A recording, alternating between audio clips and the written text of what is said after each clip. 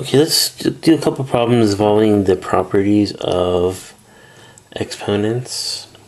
So for example, if we have x to the negative 2 times x to the minus 3, and then to the fourth power. The whole thing, fourth power. Now there's a couple things you have to do here. Okay? So what you do is you have to combine these two x's. So if you have like bases, right, then you can combine them, right? And what you do is with the powers of the exponents for both bases or numbers, you subtract these, right? Because you get negative 2 and minus 3. So you combine those, so you get x to the minus 2 minus 3 is negative fifth power. Alright, to the whole thing to the fourth power. So if you're doing like the product of exponents like this, what you do is you multiply out both numbers. So what you get is x to the negative 5 times 4 is negative 20.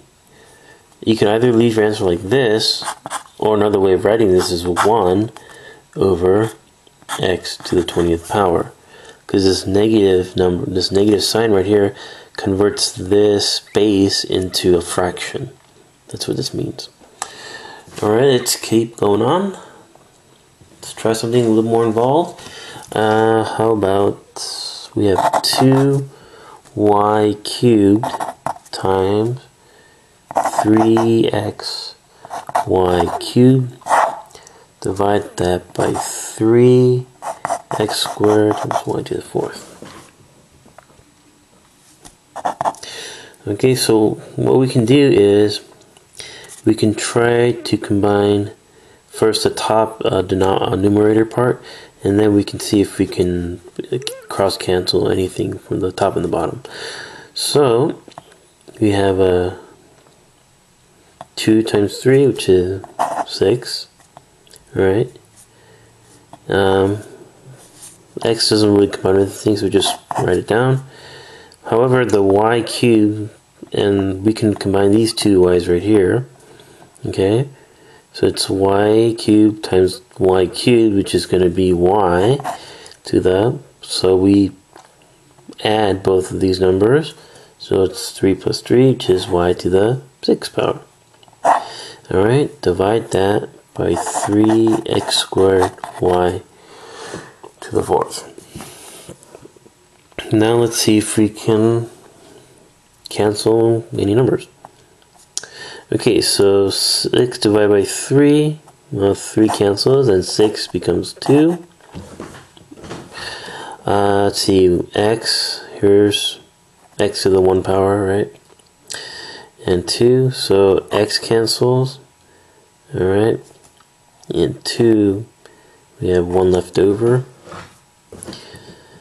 Alright, how about y? Well,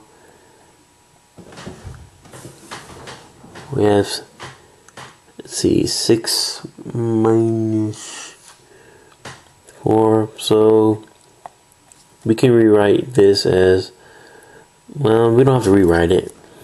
So we can just subtract both numbers, 6 minus 4, so you get 2 left over.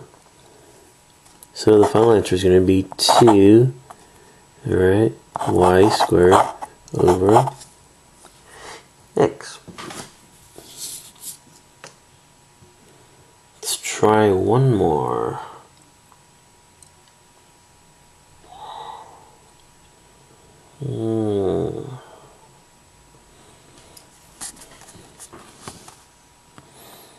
Okay, we have x to the negative third times 4 x to the fourth all over 2x minus 3. Okay, so let's first expand out the parentheses. So you get x to the negative 12 because we multiplied negative 3 times 4. Then you get x to the fourth over 2x minus 3.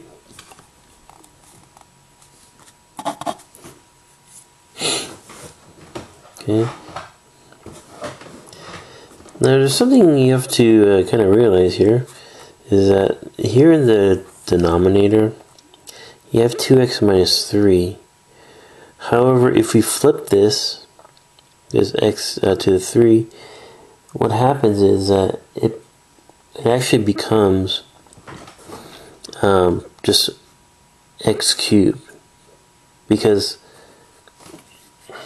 what you're doing is like saying that it's like 2, alright, divide that by 2, or not 2, but 1 over 2 times like 1 over x cubed. So you can say that's, just x cubed. So you multiply both sides by x cubed, and well, you just get x cubed, right? So you can rewrite this as, say, x negative 12 x to the 4th times x cubed over 2. Okay, sorry. So x minus 12 times x to the 4th x cubed, or all over 2. And now we can combine stuff, can't we? Alright, so let's start from the left. So we have x to the negative 12 times x to the 4th. So we can combine negative 12 plus 4. That gives us negative 8. And then negative 8 plus 3 is x to the negative 5th power over 2. Or we can rewrite that as 1 over 2 times x to the 5th power. So if you have a denominator and if you have like a negative power, you can flip that and make it into a positive, like so, like this.